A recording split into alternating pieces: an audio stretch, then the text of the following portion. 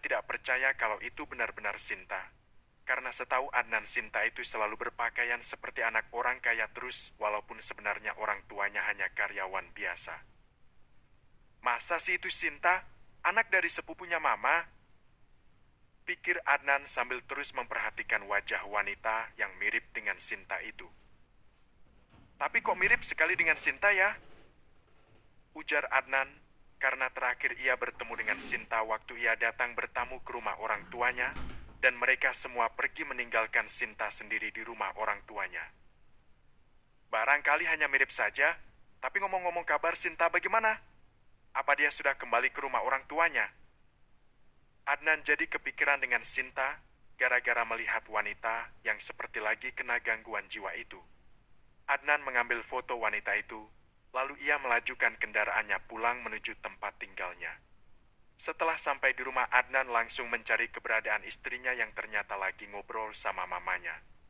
Sayang, ini Mas sudah belikan buah salak yang kamu mau, ucap Adnan sambil melangkah mendekati Bunga yang lagi duduk bersama mertuanya.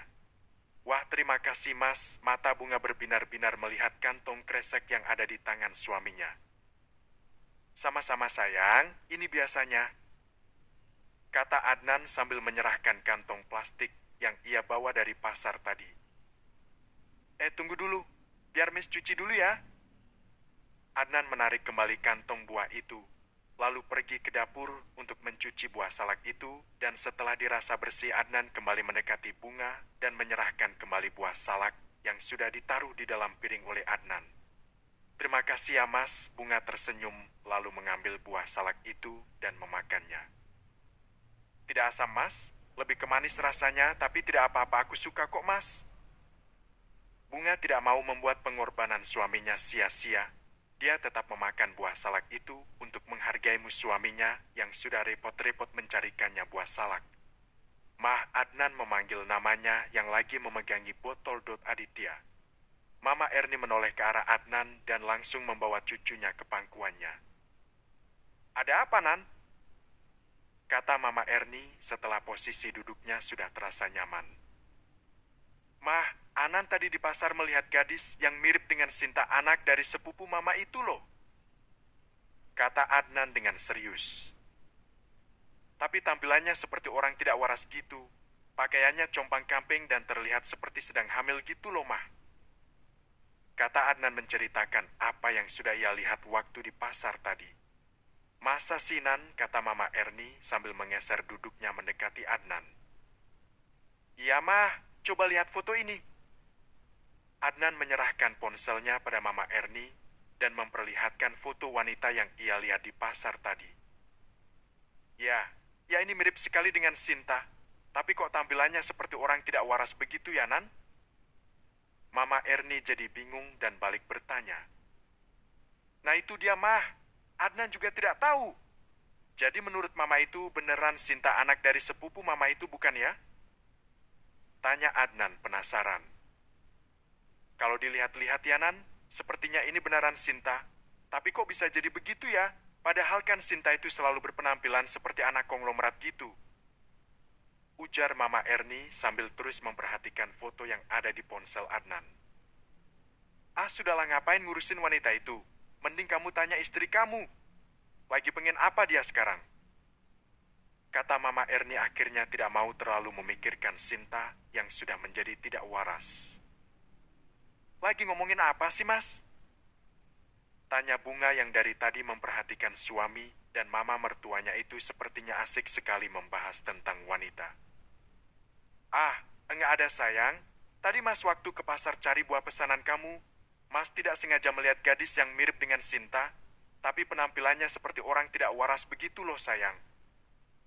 Kata Adnan menceritakan pada Bunga agar tidak merasa diabaikan.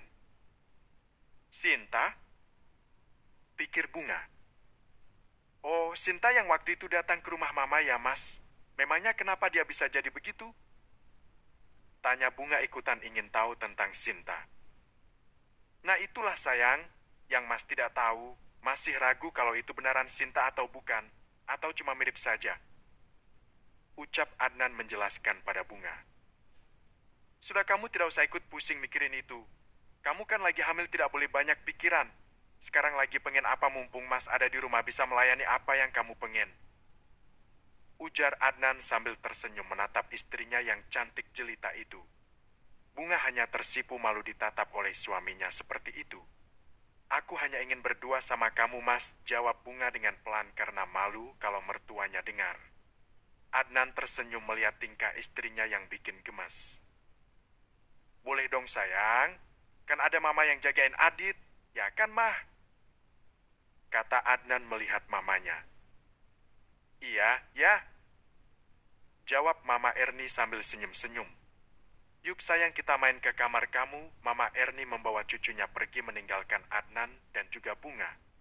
Bunga langsung menaruh kepalanya di dada Adnan sambil membelai wajah Adnan. Mas kita ke kamar yuk, ucap Bunga sambil menatap suaminya dengan penuh hasrat. Kamu lagi pengen sayang, bisik Adnan di telinga Bunga. Bunga hanya tersipu malu lalu menganggukkan kepalanya. Iya mas, ayo mas gendong. Bunga menjadi manja saat tahu kalau sedang hamil. Bibir Adnan tersenyum, lalu dengan cepat ia menggendong tubuh seksi istrinya dan membawanya ke kamar mereka. Setelah sampai di kamar, Adnan langsung membaringkan tubuh Bunga dan langsung menciumi bibir istrinya dengan lembut. Bunga sangat menikmati setiap jengkal sentuh dari suaminya. Adnan benar-benar suami yang sempurna bagi Bunga.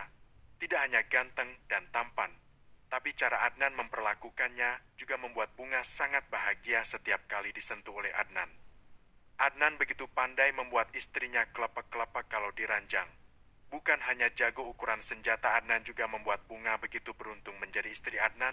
Sungguh sedikit pun ia tidak pernah menyesal menjadi istri Adnan. Justru Bunga sangat bersyukur lepas dari pria manja seperti Aldi dan dicintai oleh pria yang bertanggung jawab seperti Adnan. Ada sebuah anugerah yang luar biasa. Bunga memanggil suaminya dengan tubuhnya menegang pertanda ia mendapatkan klimaks dalam permainan mereka. Adnan kembali mencumbui istrinya agar bergairah kembali karena dia tidak ingin bertualang sendiri. Adnan dengan lembut memangut bibir Bunga dan menjelajahi leher enjang dan buah dada Bunga yang masih banyak air susunya. Adnan hanya menyentuh pelan agar tidak membuat Bunga merasa nyeri. Maas, Bunga mulai kembali mendesah menikmati setiap goyangan pinggul suaminya. Adnan membuat gerakan yang bervariasi agar bisa membantu istrinya mendapatkan puncak kenikmatannya. Adnan mulai mempercepat gerakan pinggulnya. Tubuh Bunga terguncang oleh goyangan Adnan yang sudah mendekati garis finish perjalanannya. Adnan mengerang tubuhnya menegang dan... Bunga, sayang. Adnan mengangkat setengah badannya bersamaan dengan menyemburnya cairan hangat dari batang yang ada di tubuhnya, sampai membanjiri lahan sepetak milik istrinya. Adnan ambruk menimpa tubuh Bunga yang juga bersamaan mendapatkan puncak perlayaran mereka. Bunga dan Adnan sama-sama ngos-ngosan, berusaha mengatur nafas masing-masing. Setelah agak tenang, Adnan mengangkat tubuhnya dan menyudahi penyatuan mereka. Terima kasih ya sayang, Adnan dengan lembut mengecup pipi Bunga dan perlahan melepas penyatuan mereka dengan lembut.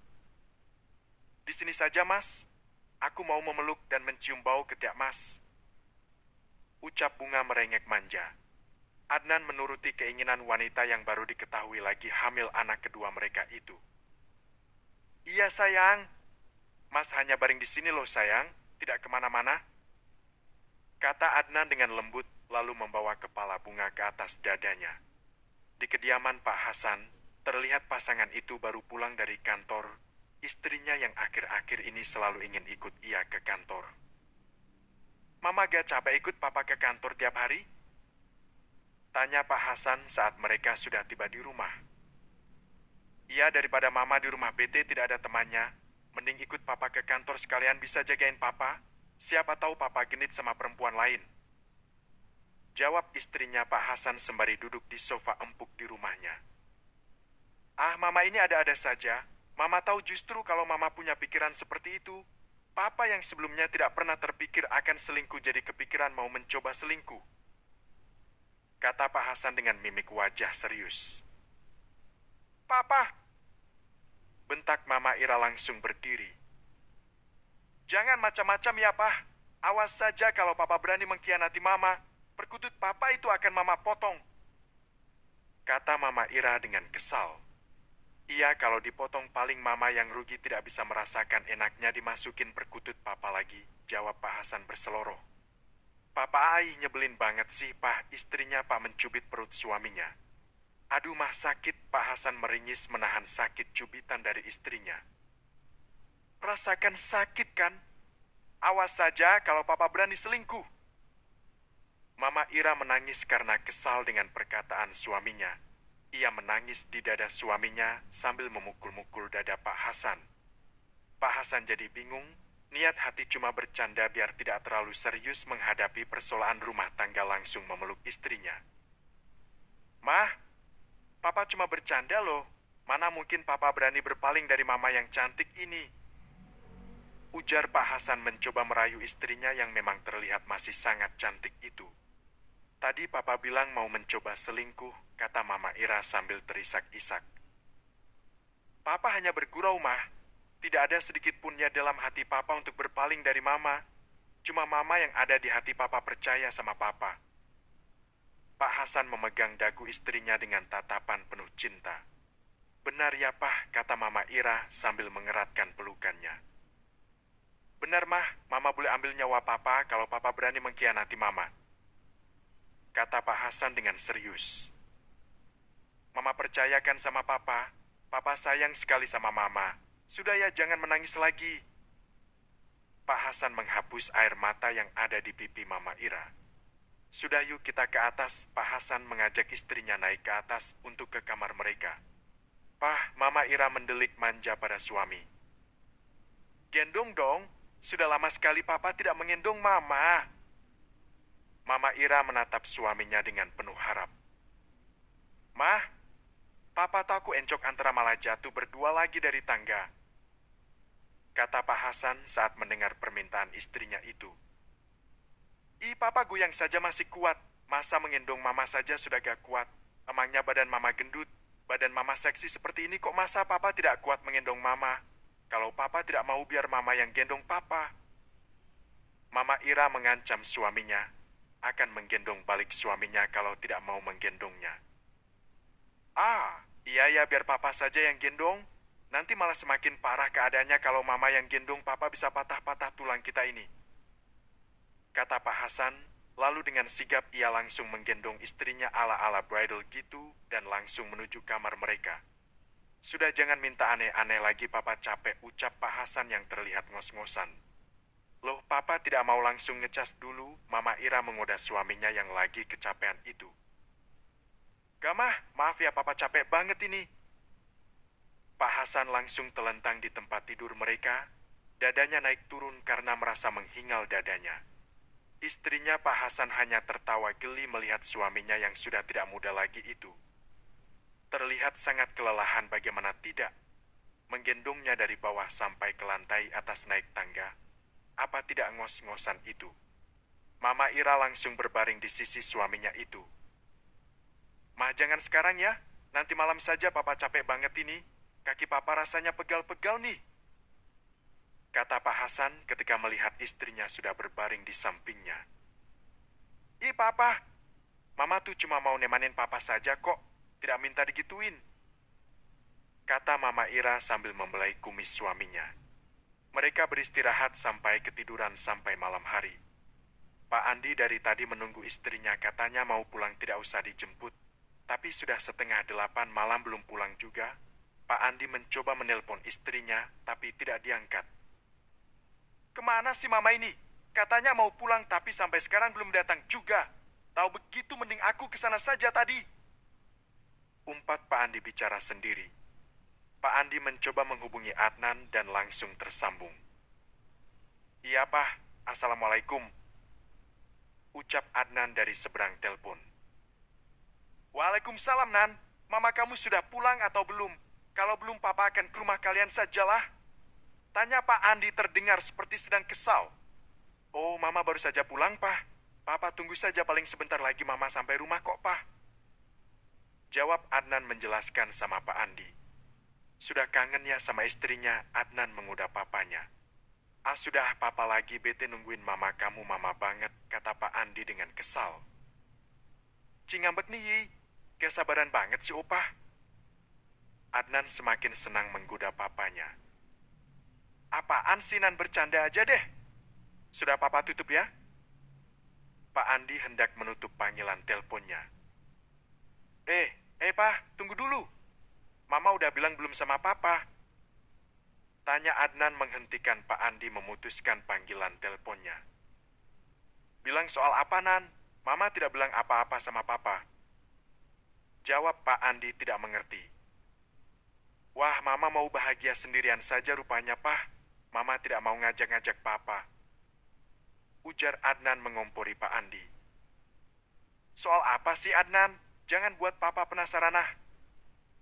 Pak Andi terdengar tidak sabar. Adnan bicara soal apa? Jadi begini loh, Pak. Papa akan menjadi opah lagi. Kata Adnan dengan bangganya. Apa? Maksud kamu istri kamu hamil lagi? Kata Pak Andi terdengar sangat senang dan excited. Iya Pah, bunga istri Anan hamil lagi Pah, ucap Adnan dengan haru. Alhamdulillah, Papa senang sekali Nan. Kata Pak Andi terdengar mengucapkan rasa syukur. Awas mama kamu ya Nan, dia bahagia sendiri-sendiri saja. Mama kamu sengaja tidak mau memberitahu Papa. Dia mau menguasai cucu Papa semuanya. Ini tidak boleh dibiarkan. Kata Pak Andi terdengar kesal dengan istri. Papa tutup dulu ya, Assalamualaikum. Pak Andi menutup panggilan telepon bersama Adnan. Adnan hanya geleng-geleng kepala dengan melakukan orang tuanya. Rebutan lagi nih mereka, ujar Adnan lalu pergi ke kamar menemui istrinya yang lagi beristirahat. Mama ini bagaimana? Ada kabar bahagia diam-diam saja. Mama mau menguasai cucu-cucu kita sendirian gitu, ha? Pak Andi langsung menceramahi istrinya ketika baru membuka pintu pagar rumahnya. Apaan sih, Pak? Menguasai apa? Mama Erni bingung tentang apa yang dibahas oleh suaminya. Iya, calon cucu Papa lah. Mama ingin bahagia sendiri tanpa memberitahu Papa dan mau diam-diam gitu kalau menantu kita hamil lagi.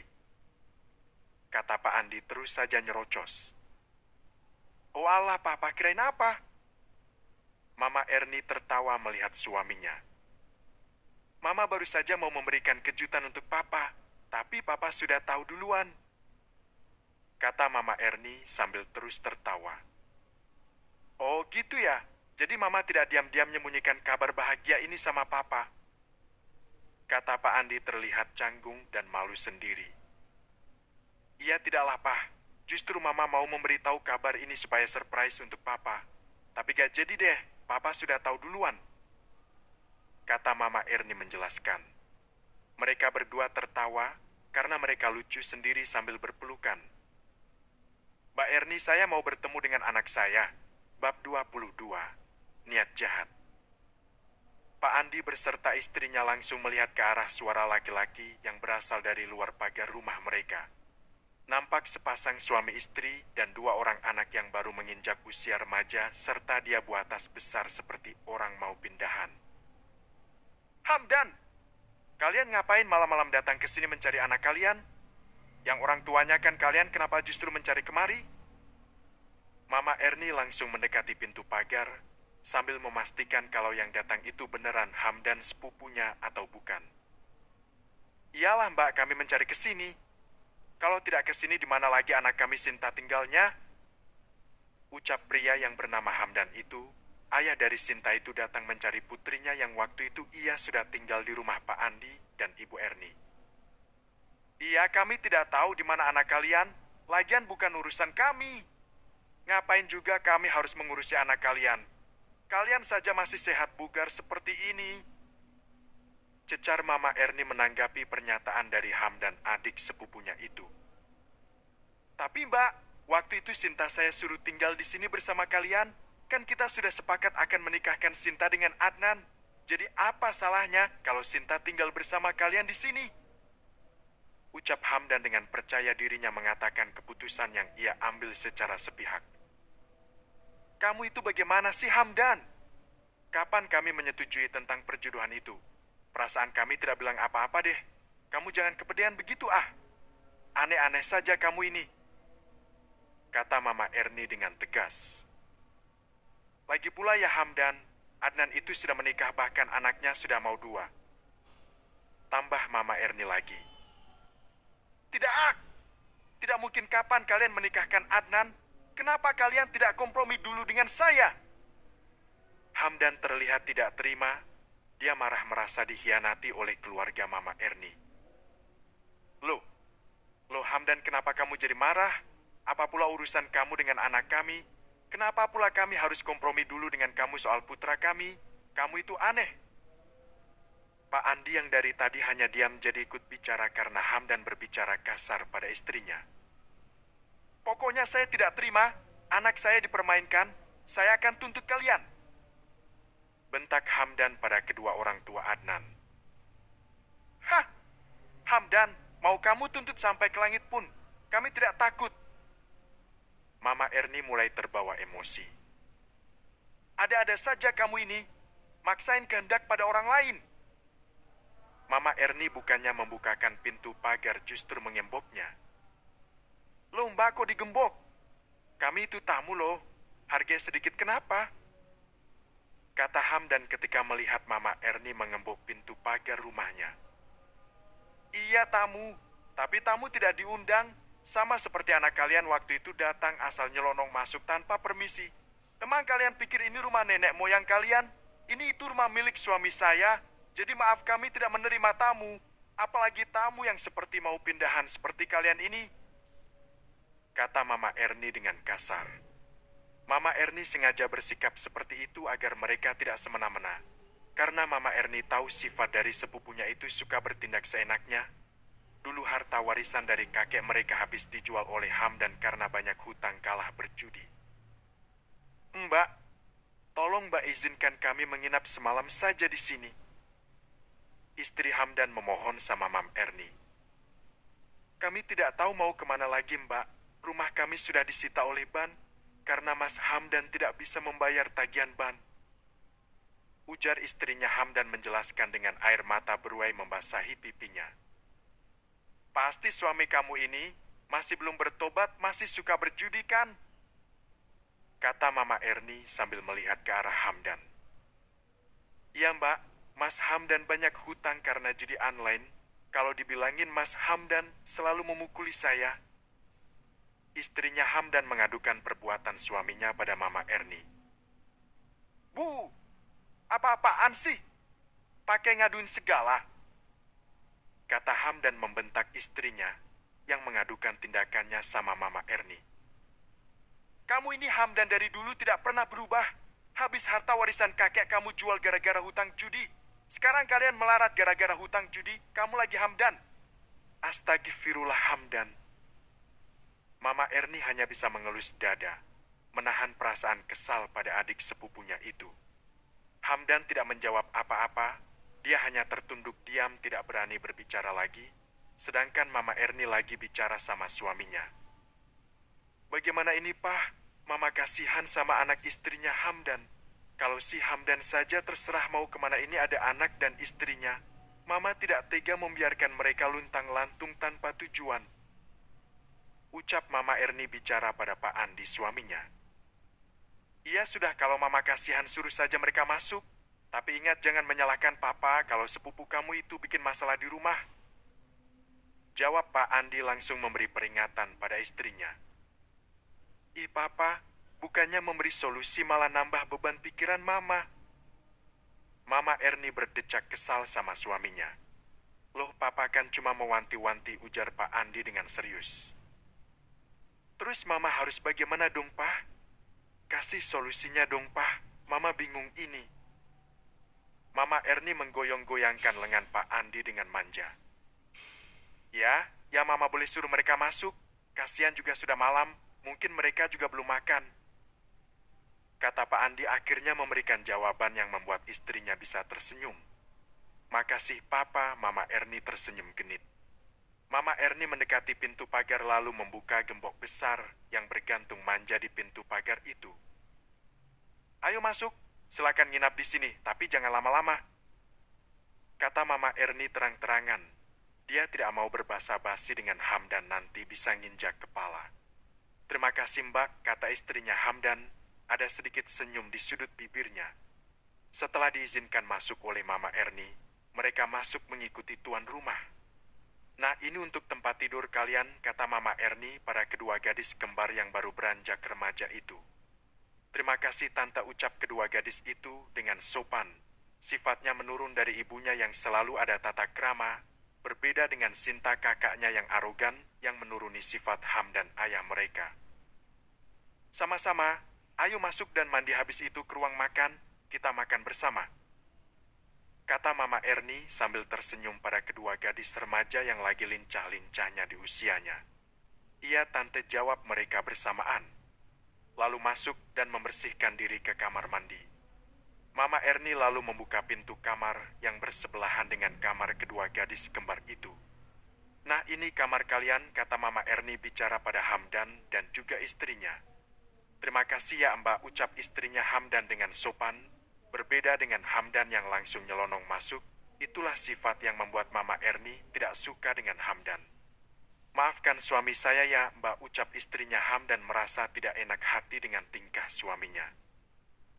Ya, tidak apa-apa, sudah kamu juga masuk? Kalau sudah bersih-bersih kita makan malam dulu, ujar Mama Erni tersenyum pada istrinya Hamdan. Iya Mbak, sekali lagi terima kasih banyak atas tumpangannya, ucap istri Hamdan lalu masuk ke kamar. Mama Erni pergi ke dapur menyiapkan makanan untuk makan malam mereka dan keluarga Hamdan. Ayah, kenapa ayah tidak bisa menghargai bantuan orang lain? Harusnya ayah bersyukur kita dibolehin nginap di sini, kata istrinya Hamdan ketika mereka sudah berada di kamar. Untuk apa berterima kasih? Orang kita cuma disuruh nginap saja. Kecuali kalau kita boleh tinggal di sini baru ayah mau berterima kasih. Lagian Mbak Erni juga sombongnya seperti itu, jawab Hamdan dengan arogan, tidak ada rasa bersyukur sama sekali. Ayah ini, entah bagaimana bicara dengan ayah agar ayah bisa menghargai orang lain. Ingat ya, kita itu tidak punya apa-apa lagi, rumah tidak ada, uang tidak ada. Masih untung Mbak Erni mau berbelas kasihan pada kita, ucap istrinya Hamdan lalu pergi ke kamar mandi meninggalkan suaminya yang egois itu. Pokoknya rumah ini harus jadi milikku, bagaimanapun caranya, ucap Hamdan dengan senyum jahat penuh teka-teki. Kenapa ayah tersenyum seperti itu? Istrinya memergoki Hamdan yang sedang tersenyum sambil memikirkan hal jahat. Awas saja kalau ayah punya niat jahat sama keluarga Mbak Erni, saya tidak akan tinggal diam. Walaupun saya istri kamu, tapi saya tidak rela kalau orang sebaik Mas Andi sama Mbak Erni ayah jahati. Ibu akan lebih rela kehilangan ayah dengar itu, ucap istrinya Hamdan dengan tatapan matanya yang menyala karena tahu apa yang sedang suaminya pikirkan. Apaan sih Bu?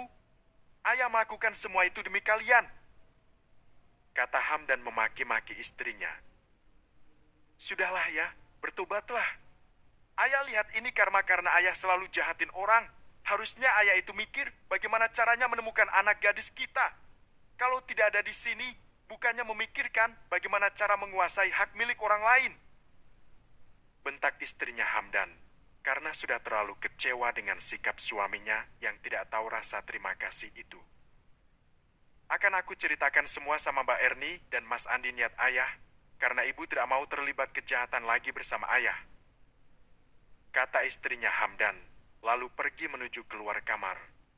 Hamdan panik karena istrinya itu terlihat tidak main-main, akan memberitahu Mama Erni tentang rencana jahatnya. Waduh, bahaya ini. Kalau ibu sampai cerita sama Mbak Erni, bisa-bisa saya dilaporkan ke polisi. Tidak, itu tidak boleh terjadi, lebih baik aku kabur dari sini, persetan dengan mereka. Mending saya hidup sendiri bisa bebas tanpa beban, pikir Hamdan, lalu ia membongkar tas istrinya mencari barang berharga yang bisa ia jual. Nah, ini dia Hamdan menemukan kotak perhiasan warisan dari orang tua istrinya. Hamdan mengambil kotak itu. Mempas saja kalian semua, saya tidak butuh kalian lagi, ucap Hamdan sambil tersenyum. Kemudian ia keluar dari kamar dengan cara sembunyi-sembunyi menuju pintu utama. Setelah di luar, Hamdan berniat membawa kabur mobil Pak Andi, namun belum sempat membuka pintu mobil, alarm yang ada di mobil itu berbunyi. Hamdan panik lari tunggang langgang memanjat pagar belakang yang tinggi. Tubuhnya banyak luka karena pagar tembok belakang ada kawat berdurinya. Pak Andi bersama yang lagi keluar melihat apa yang terjadi. Pintu pagar masih tertutup rapat.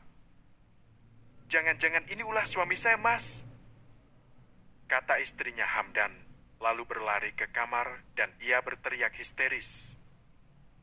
"Ayah, kamu memang manusia jahat tahu gak?" Istrinya Hamdan berteriak memaki-maki suaminya yang sudah pergi membawa perhiasan warisan dari orang tuanya. "Sulis, ada apa? Apa yang terjadi?" Mama Erni langsung menerobos masuk kamar itu. "Mas Hamdan, Mbak, dia pergi membawa kabur perhiasan warisan dari orang tuaku. Pasti tadi berniat mau membawa kabur mobil Mas Andi juga," kata Sulis menceritakan pada Mama Erni dan juga Pak Andi. "Astagfirullah Hamdan, dari dulu kamu masih tidak kapok-kapok juga melakukan kejahatan." Mama Erni sangat kecewa dengan Hamdan adik sepupunya itu. "Bu, ayah kemana bu? Kalau ayah pergi kita bagaimana bu?" Kedua gadis remaja itu menangis. "Sudah, jangan kalian tangisi ayah kalian yang jahat itu. Lihat gara-gara ulah ayah kalian hidup kita jadi menderita dan sengsara. Lihat kakak kalian entah di mana dan bagaimana nasibnya itu karena terlalu nurut sama ayah kalian. Lebih baik ayah kalian pergi daripada bersama kita, tapi selalu membuat kita sengsara." Ucap Sulis menumpahkan segala isi hatinya yang sudah ia pendam bertahun-tahun. Mama Erni merasa iba melihat penderitaan Sulis selama ini. Ia berusaha tegar mendampingi Hamdan yang arogan dan ringan tangan. "Kalian jangan sedih ya. Ada tante, ada om juga di sini. Kalian boleh tinggal di sini selama kalian mau. Jangan kalian pikirkan ayah kalian yang tidak bisa memberikan contoh dan kehidupan yang baik untuk kalian itu. Kalian harus jadi anak yang pintar supaya bisa membanggakan ibu kalian ya." Mama Erni memeluk kedua gadis remaja yang sangat manis dan penurut itu. "Terima kasih ya Mbak Sulis ikut memeluk Mama Erni. Kamu harus kuat Sulis. Kamu jangan lemah tunjukkan pada Hamdan bahwa kamu bisa hidup tanpa dia ya. Kamu harus kuat." Mama Erni mencoba menghibur dan menguatkan hati Sulis dan anak-anaknya. "Iya Mbak, aku lebih baik kehilangan Mas Hamdan Mbak. Aku sudah lelah selama ini hanya bisa diam. Setiap aku memberi nasihat Mas Hamdan selalu memukuli saya. Tapi sekarang biarlah dia pergi. Aku akan memulai kehidupan yang baru bersama anak-anakku," ucap Sulis di sela isak tangisnya. "Oh iya Mbak, jadi Sinta tidak tinggal di sini?" tanya Sulis pada Mama Erni mengenai Sinta anak pertamanya. "Mbak juga tidak tahu Sinta pergi kemana, Lis. Waktu dia datang ke rumah ini, kamu tahulah sifat Sinta sama persis seperti Hamdan. Kami pergi semua dari rumah meninggalkan Sinta sendiri di rumah, sedangkan kami tinggal di rumah Adnan, karena kami tidak mau Sinta mengganggu rumah tangga Adnan. Jadi kami semua memutuskan untuk tinggal di rumah Adnan dan membiarkan Sinta sendiri di rumah ini. Tapi setelah kami pulang ke rumah ini, Sinta sudah tidak ada lagi.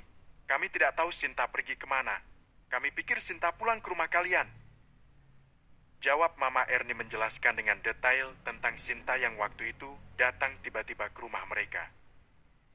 "Tidak Mbak, kami tidak punya rumah lagi.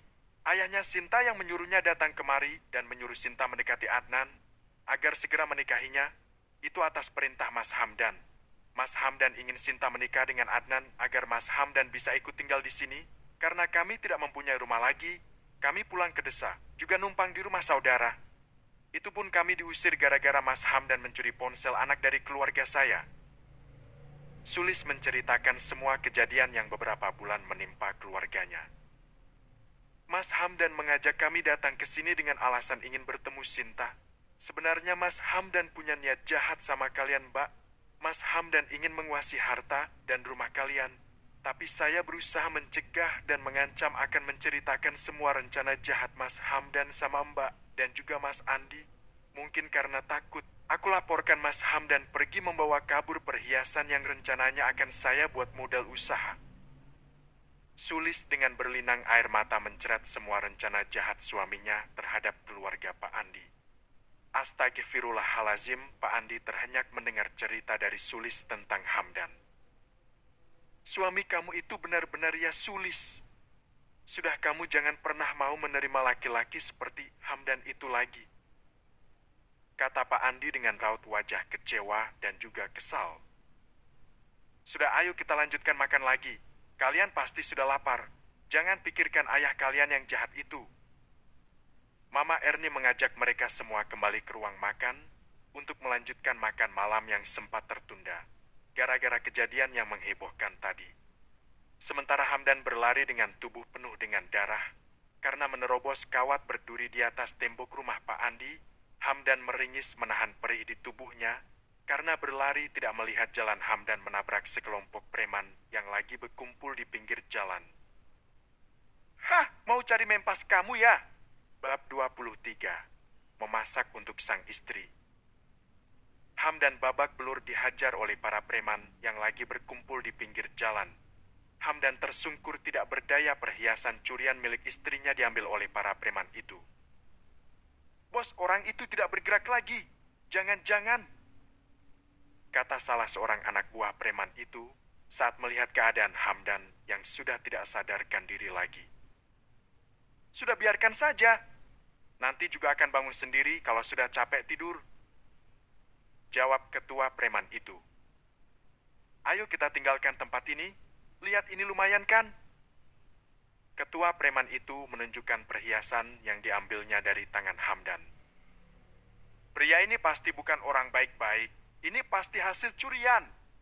Lihat tubuhnya penuh darah seperti itu, pasti habis dimasak sama warga, kata ketua preman itu lagi saat melihat isi dari kotak yang ia ambil dari tangan Hamdan tadi.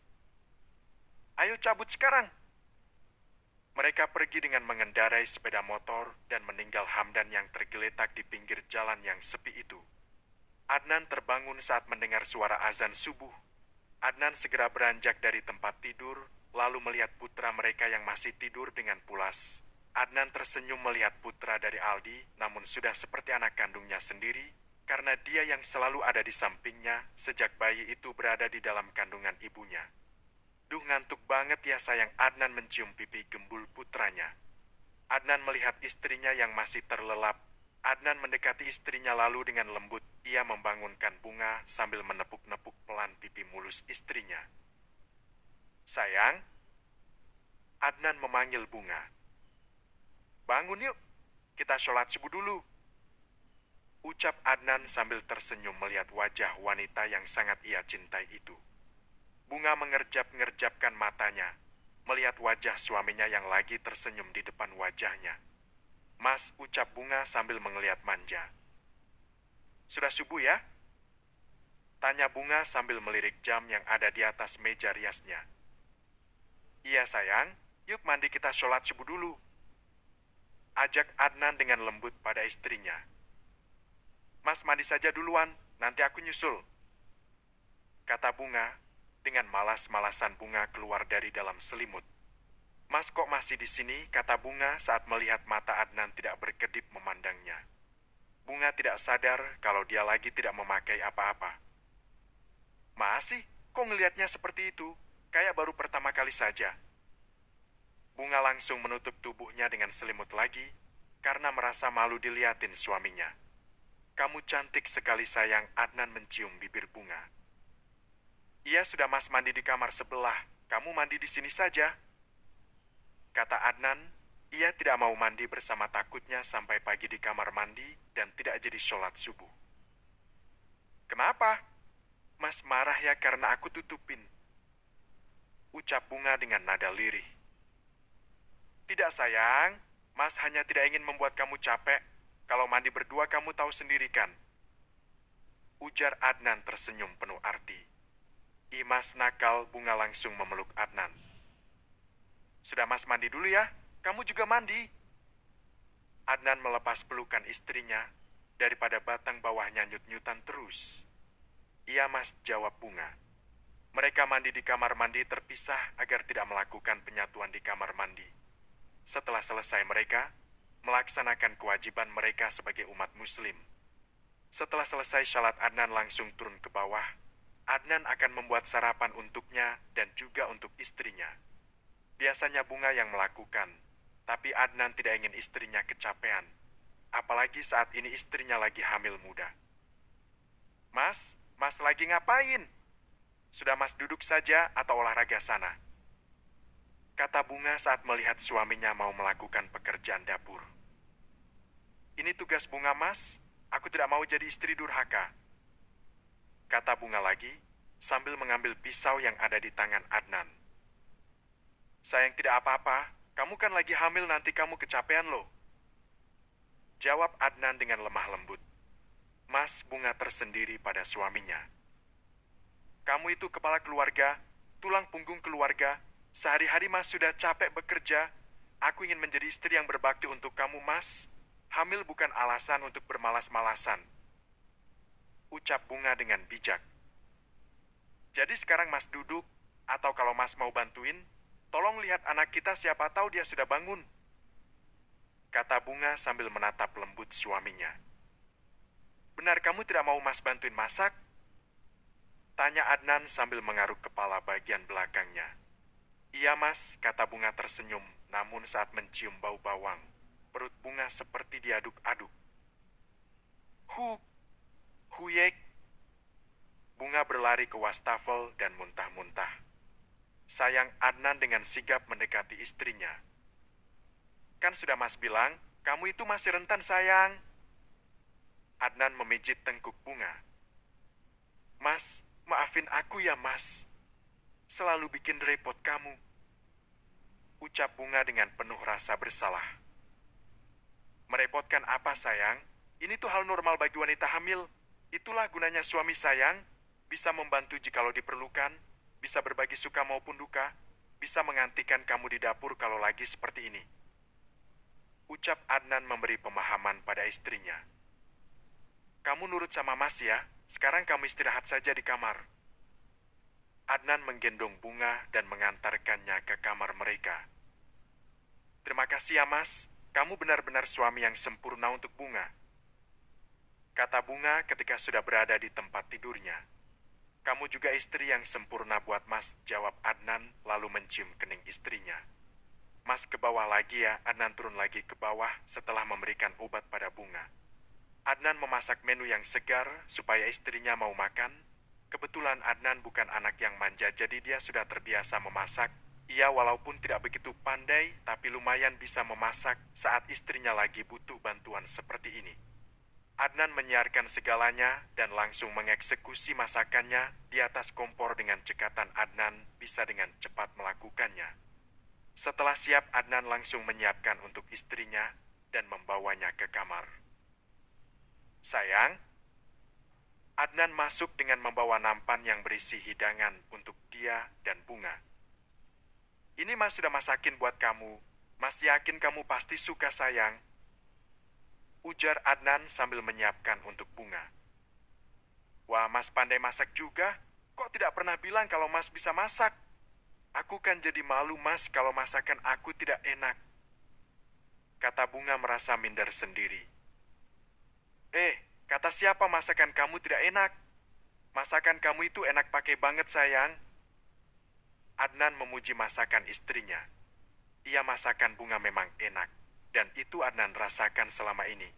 Karena dia selalu lahap memakan masakan dari istrinya itu. Mas bisa saja deh. Tapi Mas, masakan Mas benar-benar enak pas sekali di lidahku Mas.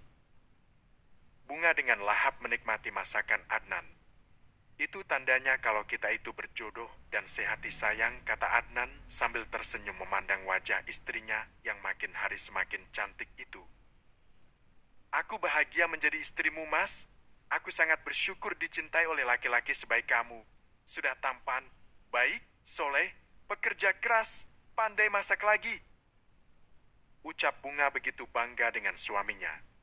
Mas juga bahagia menjadi suami kamu sayang, ucap Adnan. Kedua mata mereka beradu pandang dan saling mengunci satu sama lain. Bunga memutuskan kontak mata mereka.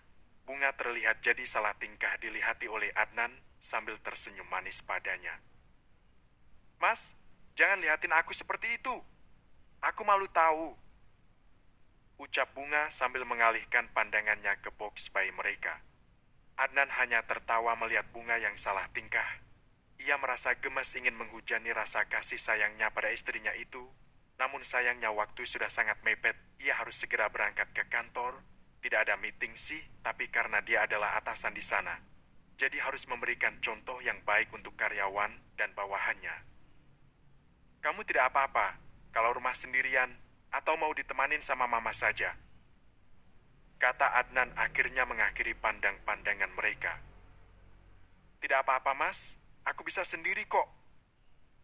Jawab Bunga sudah kembali seperti biasa, tidak salah tingkah lagi. Obatnya jangan lupa diminum ya, Adnan menyiapkan obat dari rumah sakit waktu itu. Iya mas, jawab Bunga mengangguk. Mas berangkat sekarang, kamu tidak perlu turun mas, akan kunci dari luar. Hati-hati di rumah ya, kalau ada apa-apa cepat hubungi mas. Adnan memberi wejangan pada istrinya, lalu mendekati bayi mereka. Hei jagoan, kok masih tidur saja? Adnan mengganggu bayi 6 bulan itu agar bangun dari tidurnya. Hei, Yanda mau ke kantor ini? Yanda titip bunda ya sayang. Adnan tersenyum lalu mencium dengan gemes anaknya itu. Mas berangkat ya, Adnan mencium kening pipi dan juga bibir Bunga. Hati-hati ya mas, ucap Bunga dengan senyum yang mengembang di bibirnya. Iya sayang, kata Adnan. Assalamualaikum, ucap Adnan lalu keluar dari kamar dan langsung turun ke bawah. Waalaikumsalam, suamiku. Ucap Bunga tersipu malu padahal Adnan sudah di luar. Ya Allah, jagalah rumah tangga kami sampai kami menua bersama, ucap Bunga dalam doanya. Adnan berangkat ke kantor dengan mengendarai mobil pribadinya. Di perjalanan Adnan masih senyum-senyum sendiri, teringat wajah istrinya yang malu-malu. Adnan hanya menggelengkan kepalanya. Lucu sekali kamu sayang. Mas suka sekarang kamu sudah mau manja-manja sama mas. Ucap Adnan sambil tersenyum membayangkan wajah cantik sang istri. Mas janji akan membuat hidup kamu selalu penuh dengan canda tawa. Mas akan selalu buat kamu bahagia, kata Adnan dalam hatinya. Setelah lumayan jauh perjalanan, Adnan akhirnya tiba juga di kantor tempat ia bekerja. Dan seperti biasa Adnan menyapa para karyawan dengan ramah seperti sebelum-sebelumnya. Adnan tetap ramah dan rendah hati. Walaupun jabatannya sekarang sudah direktur, Adnan tak pernah merasa kalau dirinya hebat dan selalu bersikap ramah pada semua karyawan kantor. Di kampung di pinggiran kota, nampak seorang gadis dengan pakaian lusuh dan compang-camping lagi berjalan menyusuri pinggiran jalan. Dia Sinta yang sekarang hidup di jalanan dengan menebalkan muka. Dia hidup meminta-minta di jalanan. Sinta sedang mengandung anak dari orang yang sudah menodainya waktu itu. Entah benih dari pria yang mana yang menjadi janin di rahimnya. Karena ketiga pria yang menodainya semua menanamkan benih mereka pada saat itu. Sinta tidak gila, tapi karena dia bingung bagaimana bertahan hidup. Akhirnya dia memutuskan untuk meminta-minta di jalanan dengan berpenampilan seperti orang tidak waras. Ketika ia berjalan tanpa melihat ke bawah, kakinya tersandung oleh sesuatu. Sinta pun terjerembab di rerumputan. Sinta melihat kakinya tersandung apa. Namun ketika ia melihat ke arah kakinya, matanya terbelalak melihat apa yang ada di depan matanya. Bab 24. Cerita Sinta. Ayah, ucap Sinta ketika melihat sosok yang tergeletak di dekat kakinya. Sinta langsung mendekati pria yang tergolek lemas itu. Sinta menepuk-nepuk pipi pria itu sambil menangis. Ayah, bangun ya. Apa yang terjadi? Kenapa ayah bisa berada di sini? Sinta memberondong pertanyaan pada Hamdan yang masih dalam keadaan setengah sadar itu. Sinta anakku, benarkah ini kamu nak? Hamdan membuka matanya ketika mendengar suara putrinya memanggil namanya. Hamdan begitu terkejut melihat penampilan gadis yang selama ini selalu modis. Namun apa yang ia lihat sekarang ini sungguh sangat di luar dugaannya. Kenapa kamu jadi begini nak? Hamdan berusaha bangun dan memandangi penampilan putrinya yang sangat lusuh. Dan yang membuat Hamdan terkejut ketika melihat perut putrinya yang sedikit buncit. Hamdan seketika meraba perut Sinta. Betapa kagetnya Hamdan setelah meraba perut putrinya. Kamu hamil? Siapa yang menghamili kamu, Sinta? Hamdan menggoncang badan Sinta dengan memegang kedua pundak Sinta. Ayah, Sinta tidak bisa menjawab apa-apa. Dia cuma bisa menangis. Katakan Sinta, siapa yang sudah membuat kamu jadi begini, ha? Hamdan tersulut emosi. Dia bahkan lupa kalau badannya juga babak belur karena semalam ia habis dihajar oleh Jeng Preman. Sinta hanya menggeleng dan menangis. Dia tidak tahu harus menjawab apa pada ayahnya.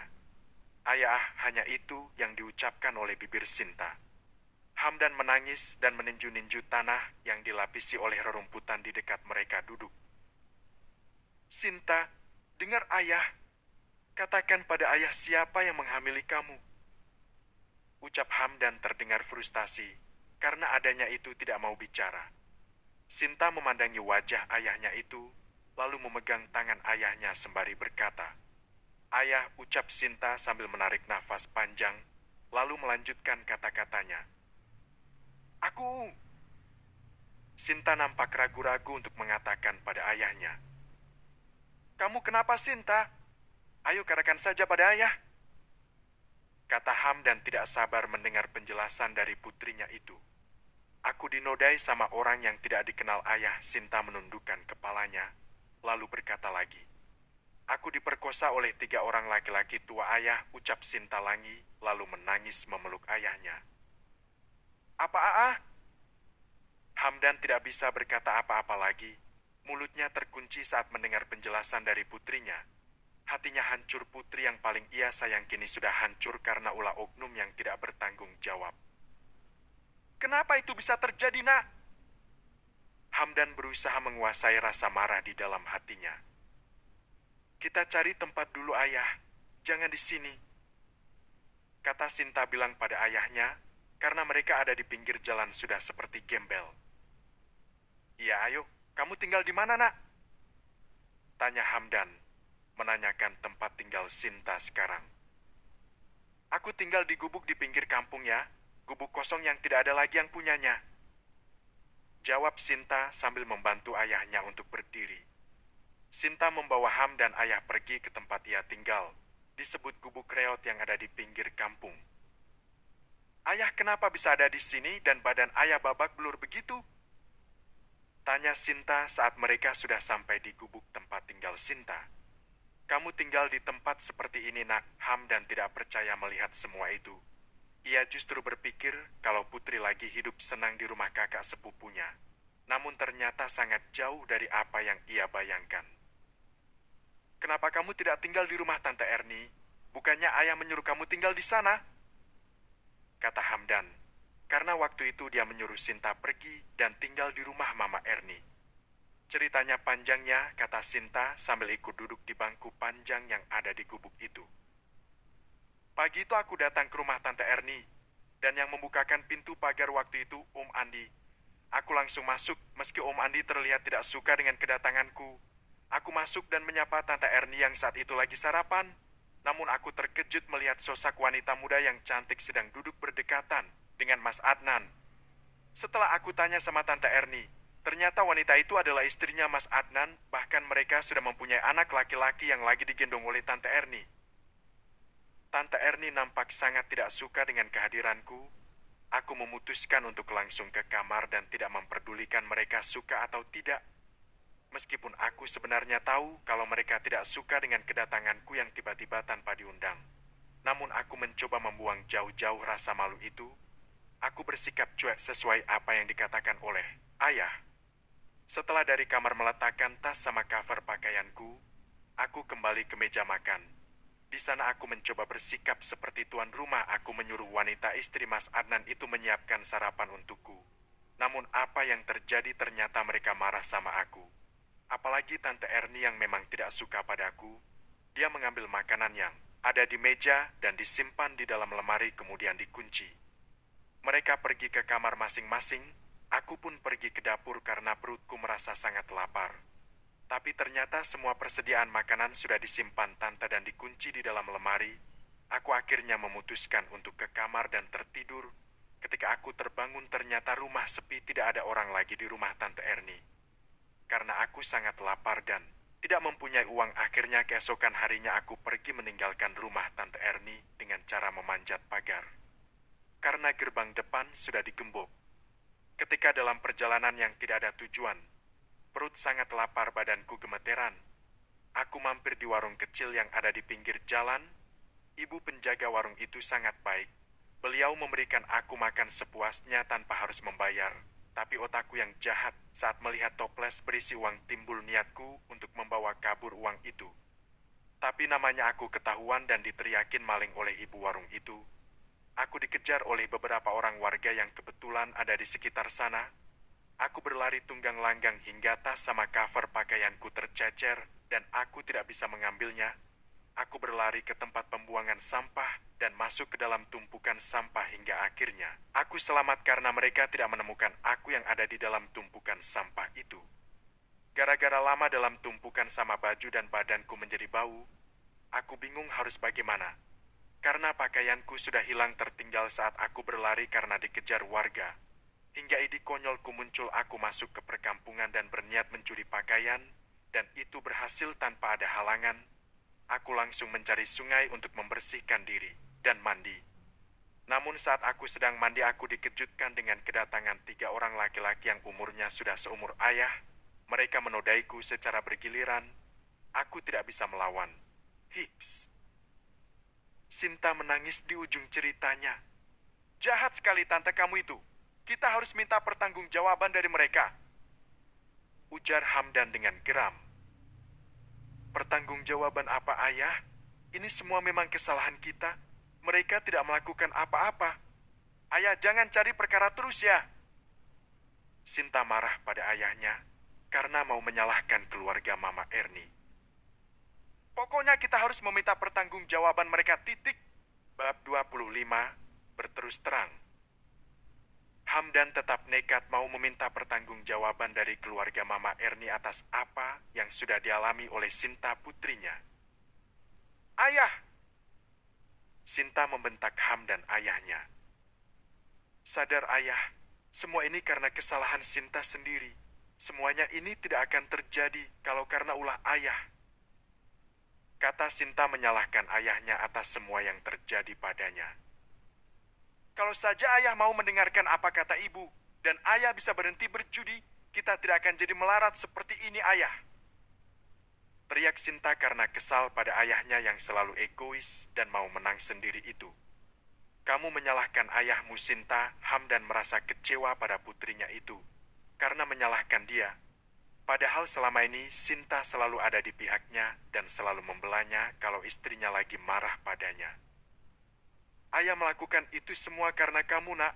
Kalau tidak seperti itu, ayah tidak bisa memenuhi kebutuhan kamu yang seperti anak seorang konglomerat itu. Tapi lihat apa yang terjadi sekarang. Kamu lihat kan, kamu baru berapa bulan jauh dari ayah sudah menjadi gembel seperti ini. Ucap Hamdan dengan raut wajah sedih, karena disalahkan oleh anaknya itu. Coba saja kalau ayah tidak banyak hutang, kita tentu masih bisa hidup bersama di rumah kita. Tapi sekarang ayah saja luntang-lantung seperti ini sama seperti aku. Kata Sinta dengan lirih.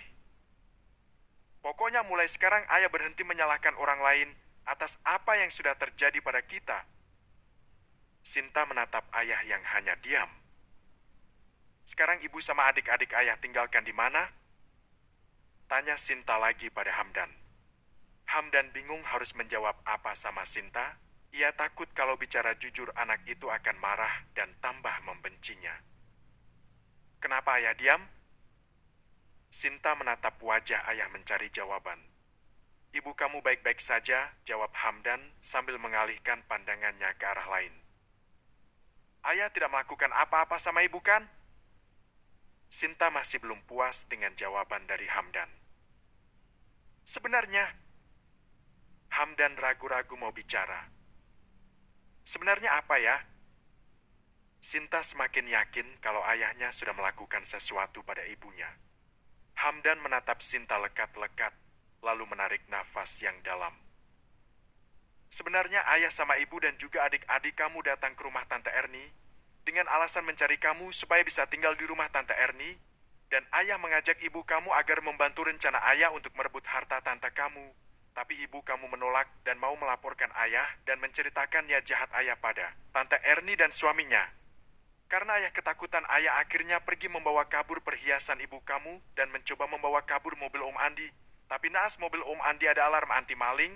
Karena ketakutan, ayah lari menerobos tembok yang banyak kawat berdurinya. Dan di perjalanan ayah dipukuli oleh sekelompok preman dan perhiasan milik ibu kamu hilang. Diambil sama preman itu. Jawab Hamdan dengan wajah tertunduk. Sinta hanya terbengong dan tidak percaya ayahnya sampai nekat seperti itu.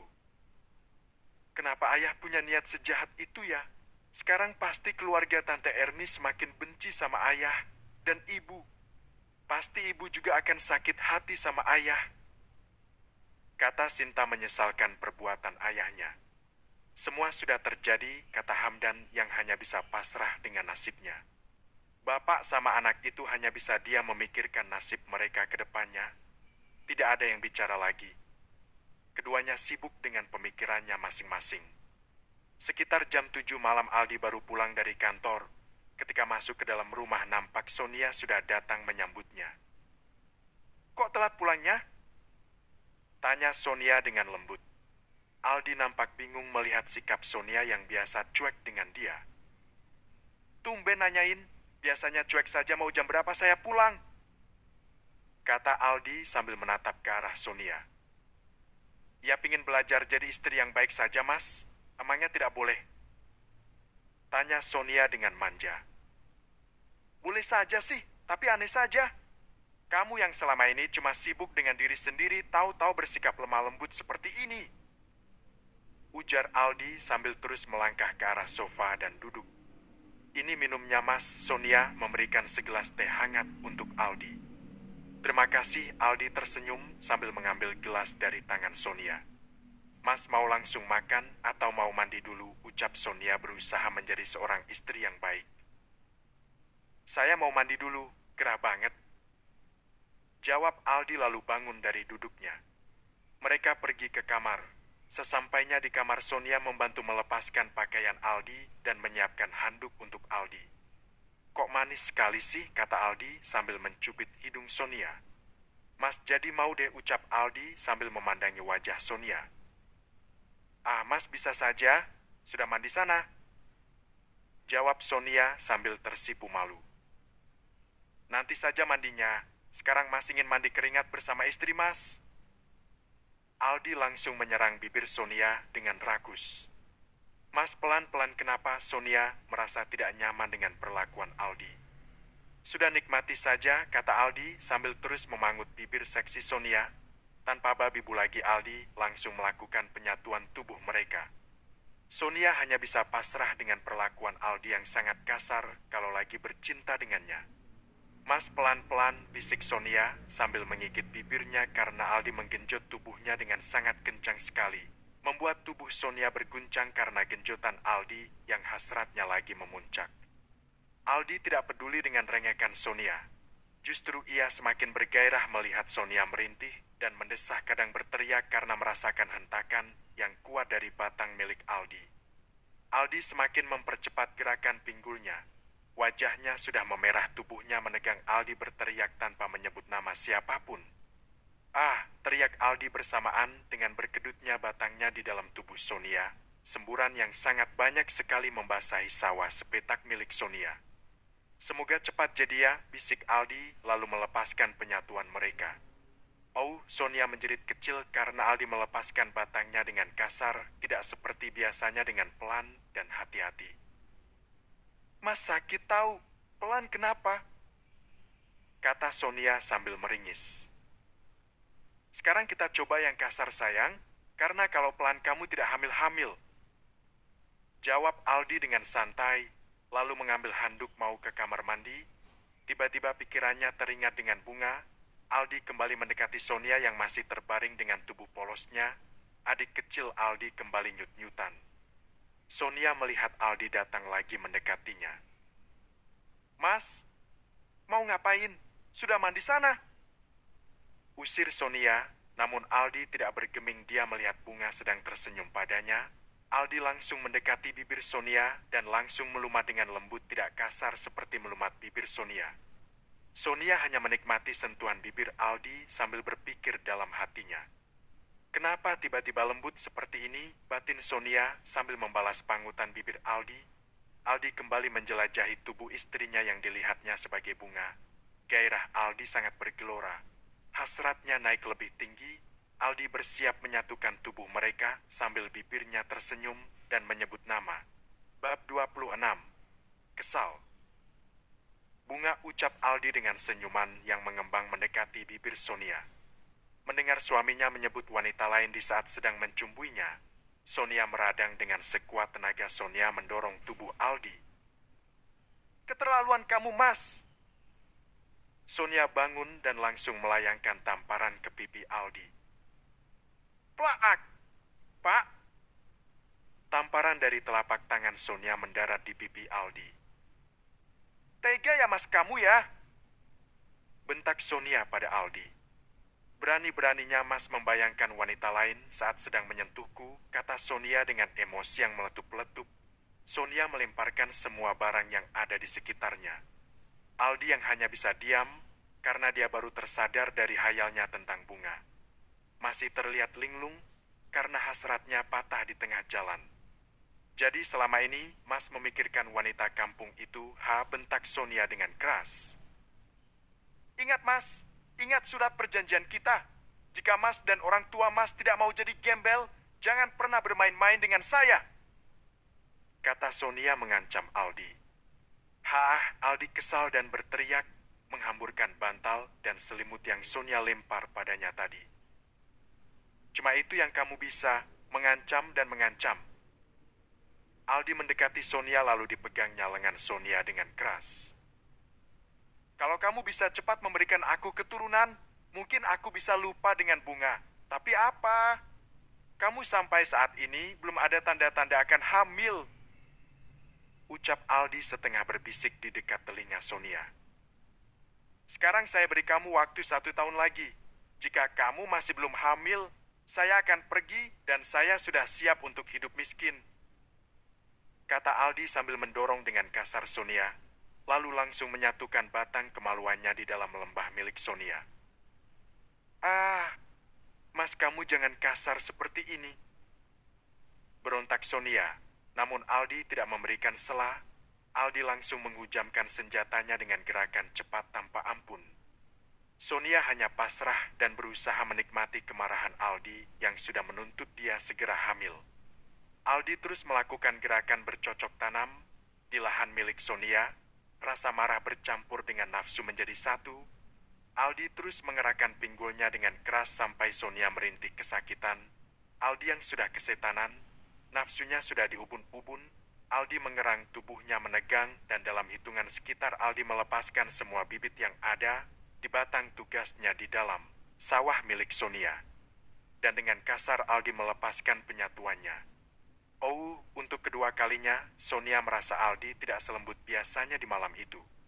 Aldi cuek dan tidak peduli dengan Sonia yang terlihat lagi meringis. Ia langsung meraih handuk yang ada berserakan di lantai kemudian pergi ke kamar mandi. Kurang ajar wanita itu! Umpat Sonia dengan kesal. Pakai ilmu apa sih sampai Aldi tidak bisa melupakan wanita? Sonia nampak kesal jika teringat Aldi menyebut nama bunga dengan begitu lembut dan terdengar sangat merdu sekali. Sepertinya saya harus temui dan singkirkan wanita itu dari dunia ini agar Aldi bisa melupakannya. Ucap Sonia dalam hati. Terlihat kening Sonia mengernyit seperti sedang memikirkan suatu rencana. Namun akal sehatnya kembali rusak jika teringat perkataan Aldi tentang kehamilan. Sonia mulai bingung karena sampai saat ini dia belum menemukan perempuan yang cocok dan tepat untuk diajak bekerja sama. Sonia tidak mau terkecoh lagi seperti yang sudah ia lakukan sama Jane. Aku harus segera menemukan wanita yang bisa hamil anak Aldi, pikir Sonia sambil terus berpikir. Lupakan dulu urusan si bunga wanita kampung itu. Mencari wanita yang mau hamil anak Aldi dulu itu lebih penting. Jika tidak aku akan kehilangan Mas Aldi selamanya. Ucap Sonia sambil memegang kepalanya. Tidak, itu tidak boleh terjadi. Aku harus bisa mendapatkan wanita yang mau ditumpangi rahimnya. Sonia beranjak dari tempat tidur lalu memakai kembali gaun tidurnya. lalu pergi keluar kamarnya dengan membawa ponsel. Sonia masuk ke ruang kerja Aldi. Di dalam sana Sonia nampak sibuk menelpon seseorang. Sonia nampak sangat serius bicara memulai ponsel tersebut. Oke, besok pagi bawa dia untuk bertemu dengan saya. Perintah Sonia pada seseorang yang diteleponnya itu. Setelah selesai menelpon, Sonia kembali ke kamar mereka. Dilihatnya Aldi masih belum ada.